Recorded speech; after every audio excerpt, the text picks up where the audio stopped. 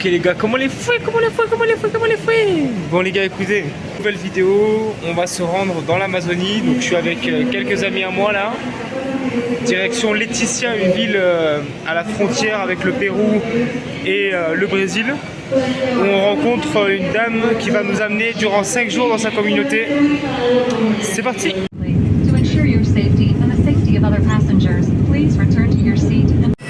Ok les gars, comment les fouets? Ah ouais, il fait chaud sa mère. Incroyable. Ok les gars, nous voilà dans l'Amazonie, au milieu des arbres, dans l'aéroport de Leticia. Bon déjà c'est l'aéroport avec le plus de nature que j'ai jamais vu de ma vie. C'est incroyable là, putain je suis trop content, incroyable. Bon voilà, on a rejoint notre guide. Quand tu viens en Amazonie, en Colombie, plusieurs choix, tu peux aller dans des agences de voyage ou faire comme nous, aller dans une communauté pendant quelques temps. On est vraiment à côté de la frontière du Pérou et du Brésil, on est à côté d'une triple frontière.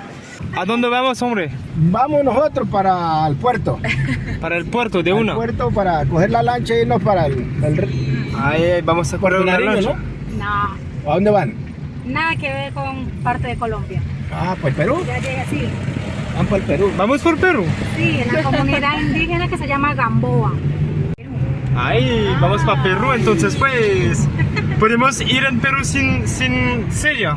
Sin sello, porque estamos en frontera y tenemos posibilidad de andar en los tres lugares. Ah, increíble. Sí, puedes desayunar en Leticia, almorzar en Perú, cenar en Brasil. 58.000 habitantes. 58 000 habitants, ah, c'est quand même relativement grand. 58. La arepita. La repita. On est arrivé, on est au marché, c'est un truc de fou les gars. J'aime trop le mélange ¿Usted viene de Medellín? le mélange de paysages qu'on a. On a des cocotiers qui font rappeler la côte. On a... La bandeja paisa ya está C'est como quand même d'un cansado côté usted de développer comer. la ville. On va prendre petit à petit la lancha, mais d'abord il faut poser les sacs pour... Hágale pues, de una Oscar. Pour pouvoir faire un tour dans le petit marché, regardez où on est, c'est vraiment tout sur pilotis. C'est incroyable les gars, je kiffe de ouf. Donc là on va vivre avec une communauté pendant 5 jours, tous les jours. On va voir ce que ça donne, ça va être sympa je pense. Ah ouais putain, mais il y a vraiment de tout dans ce pays hein, les gars, c'est abusé hein. Venez vraiment en Colombie les gars, le meilleur pays du monde. Il faut acheter évidemment des traitements anti-paludisme, anti-malaria. Je vais aussi m'acheter un pull manche longue parce que pour pas me faire bouffer par les moustiques.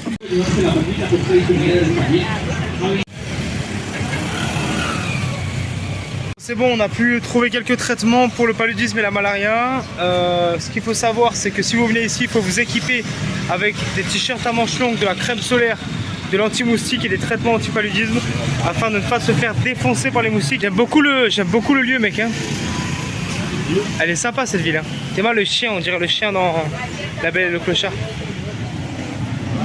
Mais en fait c'est comme dans toutes les parties au final. ¿Qué más? ¿Cómo estás? Bien ok, bien. Comme dans toutes les parties en fait au final ça finit par suivre l'air du temps et ça se développe quoi.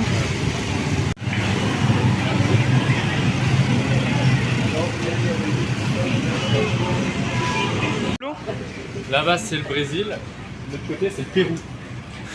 Voilà, donc on a fait les achats pour la nourriture. On monte petit à petit dans la lancha qui va nous amener jusqu'à la communauté dans laquelle on va passer 4 jours avec eux.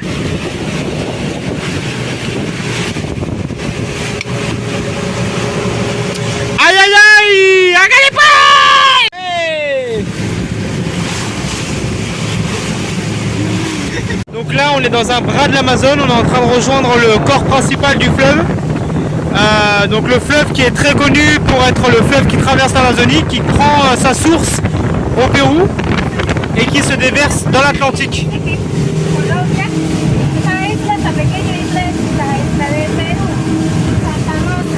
Ici on est au Pérou, ici on est en Colombie.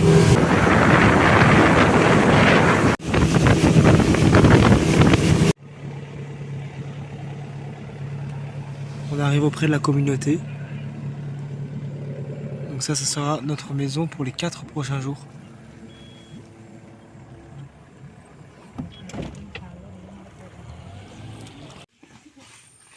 Donc nous voilà arrivés sur le Le terrain de la communauté dans laquelle on va vivre, c'est ultra calme les gars, c'est abusé putain. Comment tu peux habiter ici? Comment tu peux habiter ici au fond de la nature sans rien? C'est abusé putain. Tu fais un copain?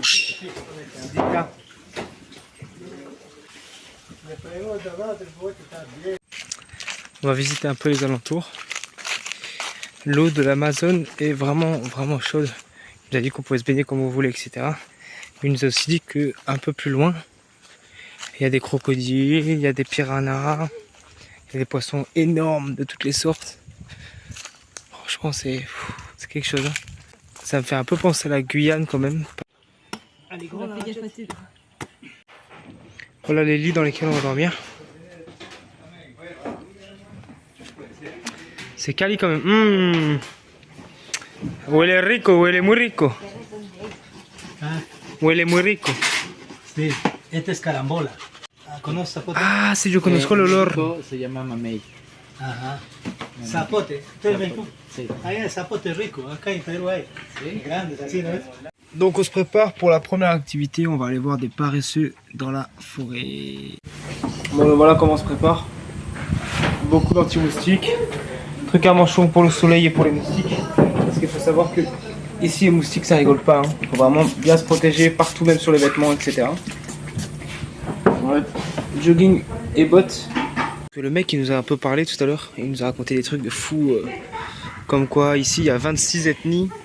Dans cette zone ici, il y a aussi beaucoup de clans. En gros, les clans, ce qu'il appelle des clans, c'est par animaux. Donc il y a le clan toucan, le clan jaguar, il y a le clan de cet animal, je ne me rappelle plus, il s'appelle garça, le clan perroquet, etc.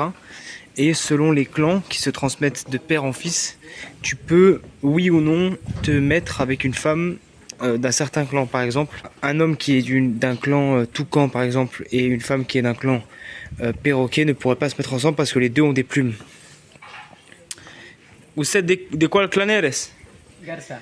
Garza. Los garzas les gustan pescar. Le gustan la pez, le gustan pescar. J'explique aussi que dans la partie du Brésil, donc qui est beaucoup plus au fond des terres, vraiment à 5, 6, 7 heures de barque, il y a des espèces d'ethnies brésiliennes qui sont toujours en dehors de la société, donc qui sont pas civilisées en fait, et qui sont des clans cannibales.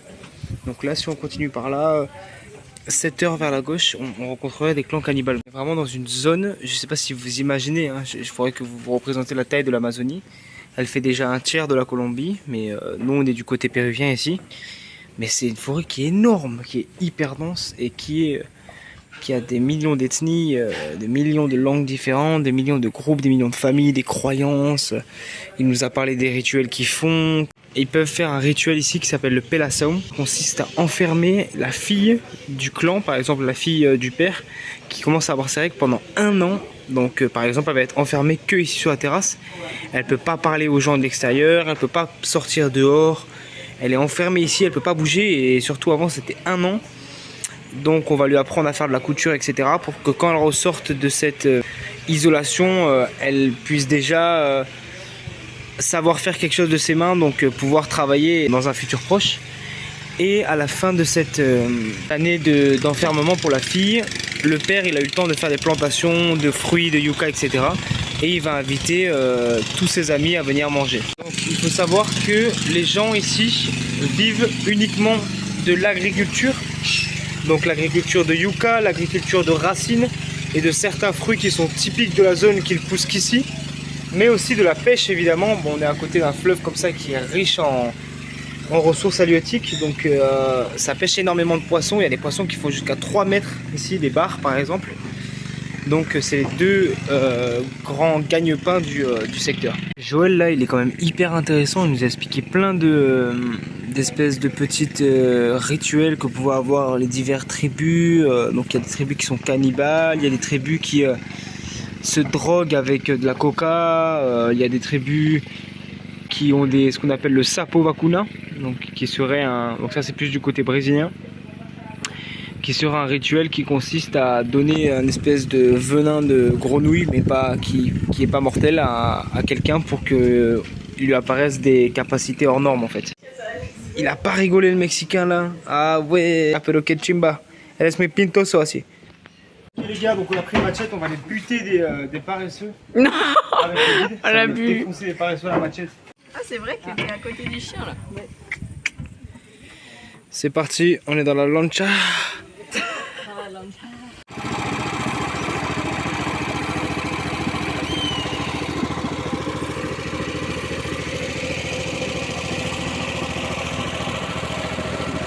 On vient d'apercevoir un dauphin, on essaie de le retrouver dans les horizons. Tu l'as vu? Ese es gris. Hay dos tipos de delfino acá. Sí, rosado el gris. Y nosotros le decimos tucuchi a ese gris. El rosado le decimos omacha. Tucuchi o macha. Oui, ¿puedes presentarte con tu idioma, por favor? ¿Otra vez? Sí.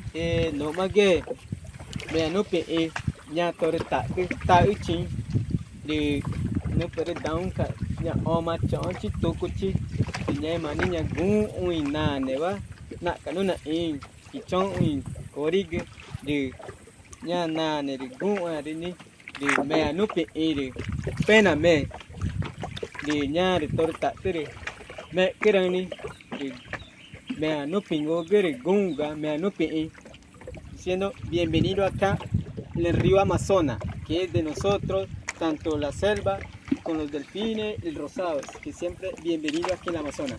Que chimba, muchas gracias papa, muchas gracias.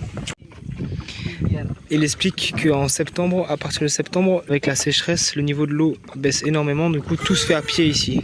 C'est un peu difficile à imaginer, mais apparemment tout se fait à pied comme ça.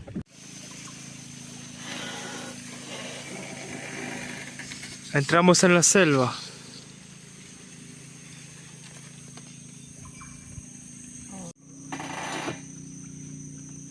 Ay, qué gonorrea, estamos parando.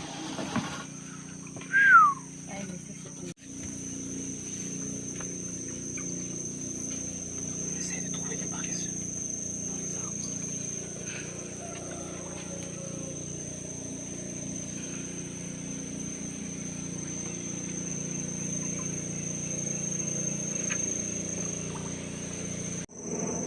Je vous laisse imaginer la quantité de faune et de flore qu'on peut avoir dans un endroit comme ça, que ce soit au niveau des insectes, des oiseaux, des poissons, des animaux terrestres. C'est vraiment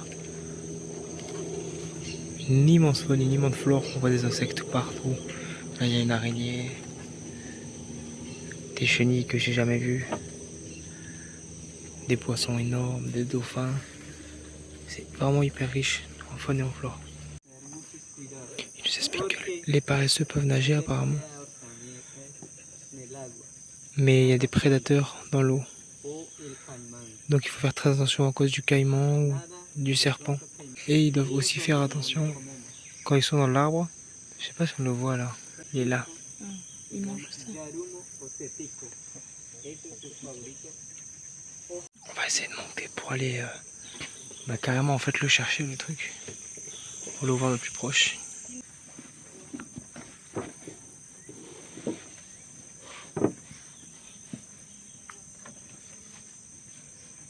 Allez nous chercher le paresseux, ouais, c'est incroyable. Regardez le milieu dans lequel on se trouve les gars.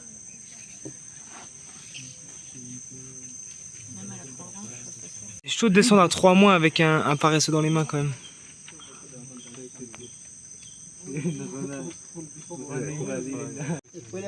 Sí, claro. En la espalda, en la espalda. En la espalda, listo. Sostiénelo. What the fuck frère, je suis en train de tenir un putain de paresseux dans mes mains. Ah ouais. What the fuck. Incroyable mec. Pensaba que estaba tan duro. Mira que está verde con las algas en su espalda. C'est incroyable mec. Ah ouais. Ay, qué bonita. Yo no le quiero ver. Hola. Ah ouais, non mais what the fuck. ¿Alguien le puede tocar? ¿Alguien quiere tocarlo? ¡Cucú! No sé lo que es más lindo entre usted o él. Bah oui. Con cuidado. Il va tomber, il va tomber, il va tomber. Con cuidado. Il va caer. Si no te caiga. Il va se mouiller, il va se mouiller. Voilà. Oula, il met les pieds dans les araignées.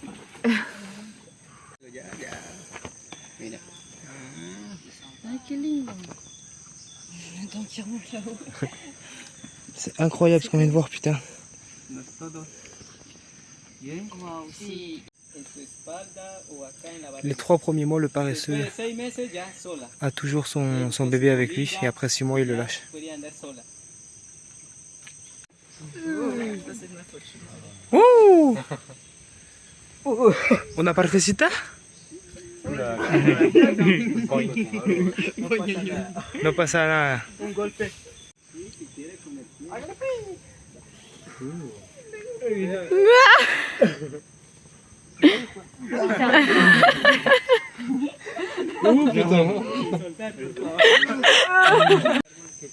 Cet arbre il s'appelle l'arbre qui marche parce qu'en gros, donc là vous avez une première racine, il se développe et il laisse place à de nouvelles lianes qui vont se planter dans un nouvel endroit et qui vont recréer ça et ainsi de suite. Et du coup l'arbre en fait il se déplace. ¿Cómo se llama el nombre español? El nombre, el renaco, el renaco. El árbol que camina. Incroyable, regarde ce qu'ils ont sur leur barque.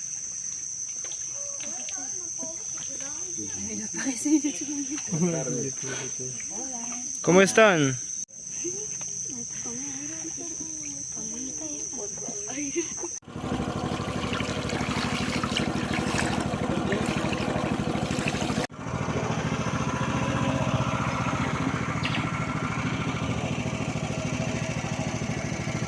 Ce que vous voyez qui sont pendus là, ce sont des nids.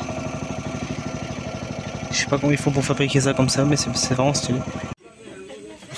Voilà, on revient à la nature. C'était vraiment sympa. Hein. Ouh là là, voilà, je vais vous filmer un film porno.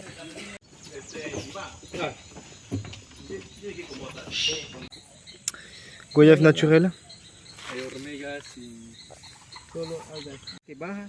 Donc ça c'est une école pour les jeunes ici. Et là-bas c'est là où ils mangent à la cantine. Et vous voyez que ça, c'est jusqu'à où le niveau d'eau il peut monter. Vous imaginez un peu?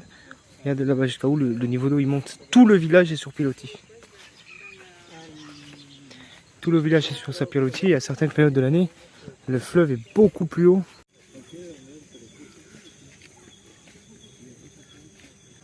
Buenas, ¿cómo están?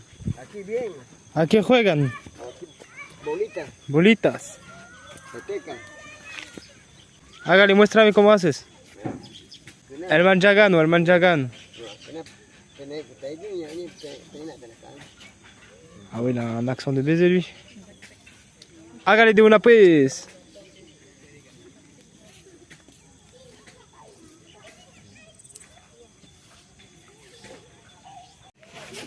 Mira, parcero, mira. Hágale pues. Hola.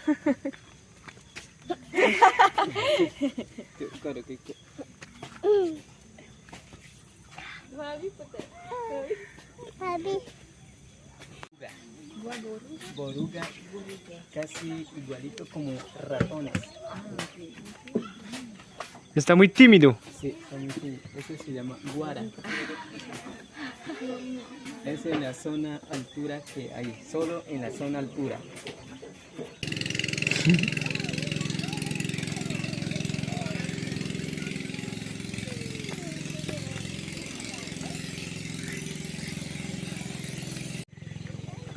¿Dónde está la última pelota?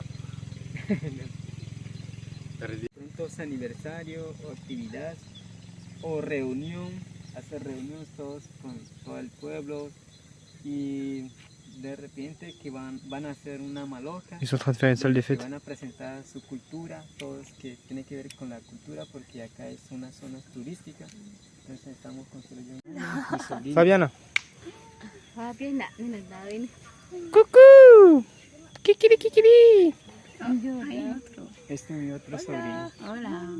Están todos De tiernos. ella. Buenas. Coucou. la camisa. Sí, yo miré escorpión. Ah, Hijo de puta, si te picas, ¿qué pasa? Te duele demasiado, el ¿no? dolor son como 3 horas, 4 horas. Qué gonorrea. Voilà les gars, c'est comme ça que la vidéo se termine. N'oubliez pas de vous abonner, activer la cloche et à gagner.